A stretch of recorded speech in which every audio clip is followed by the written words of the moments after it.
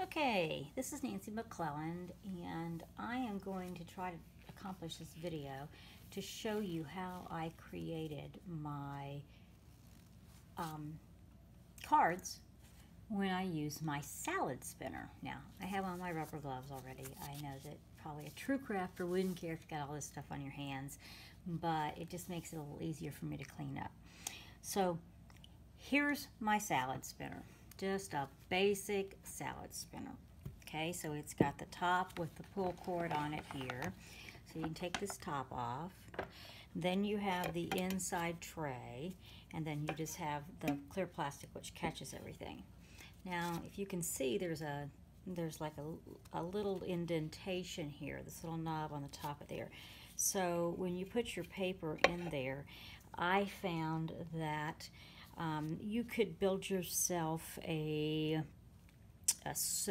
circle that probably had a hole in it. You could cut it out of different layers of board or foam board, but this is one of those pieces of putty that you put your posters up. So what I did was I just took the piece of putty and I laid it in there where it just sort of kind of made things a little more stable. And I probably should get a little bit more of that so that when I put in my board, my piece of cardstock, watercolor, I can just kind of push it down, and it does kind of help it stay right there. So it serves a couple of purposes at that point. So this is just a piece of watercolor paper. I haven't found that it really makes any difference on what kind of watercolor paper that you have. And I stick the watercolor paper in there. Now I'm going to do this particular experiment by just spritzing and putting all of my ink on at one time. Okay, so I just have like a Tim Holtz sprayer. You can use any spritzer, but what we're going to do is we're just going to give this a really good dousing. It's going to be pretty wet. Okay, so I'm going to douse it in there. Now what I've chosen is I have cracked pistachio, some distress ink. So again, each one's going to come out differently, but I'm just going to kind of let these droplets. And you can see that the paper is somewhat bowing down along the sides, and that might be where if we laid a complete circle around there with cardstock or something, it might keep it up a little bit. I'm also using a Distress Oxide Broken China re-inker. So I'm going to shake it so that little mixing ball is in there. Now you also have to be careful when you turn these over with that mixing ball. If you turn them straight over, you may not get anything out of the top. So you kind of have to hold them at an angle. And you can see how that's already a little bit chalkier.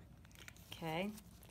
Then I'm going to, again, I have no idea what this color is going to come out with. I have Wilted Violet. Okay. So we're going to do a little bit of Wilted Violet in there.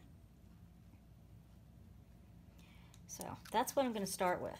Now, I am going to spritz it one more time, okay? Let it start running. I'm going to pick up my top, okay?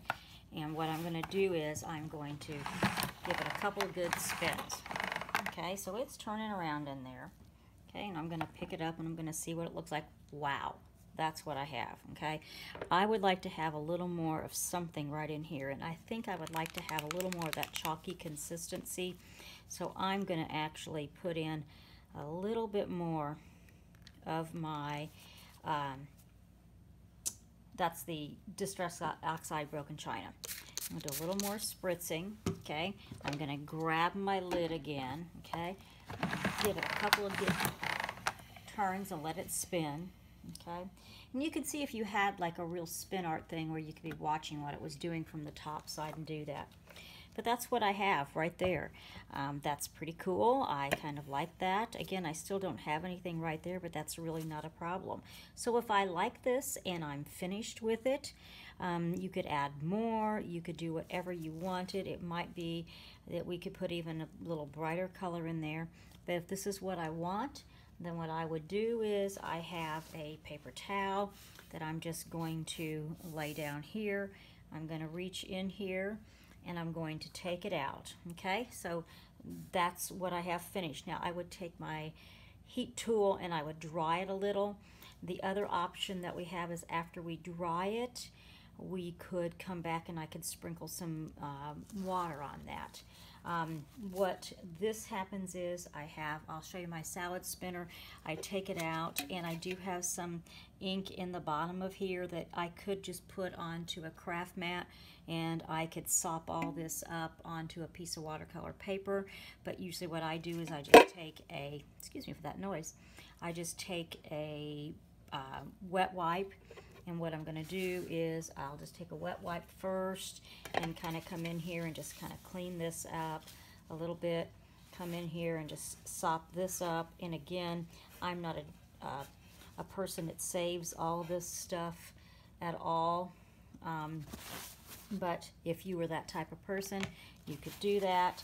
I've cleaned this up with paper towel just to get it to the point that I can take it to the sink and I can get the rest of that out there. It might not make any difference to some people. You might want to just leave it in there and let everything dry. So what I'm going to do is I'm going to set this aside right now. I am going to go ahead and dry this piece, and I'll be right back. Okay, now I'm back and I've dried this, and you can see that I have like really chalky look with the oxide and how it kind of blended out there. And I don't mind this because I could stamp something right there. I could place another element on there.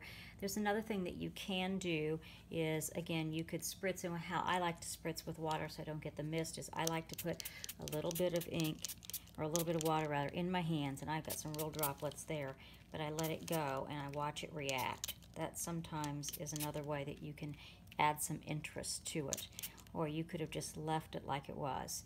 So I kind of let that sit for just a few minutes to see what it's going to do. I could hit it with a heat tool.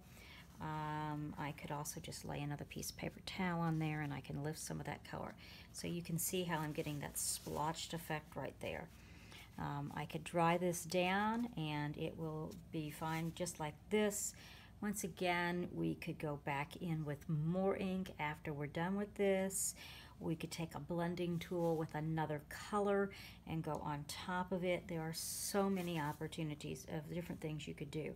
But this is just a basic video of showing you how I used my salad spinner to make a spin art type of card front. Hope you enjoyed the video, and stop back again.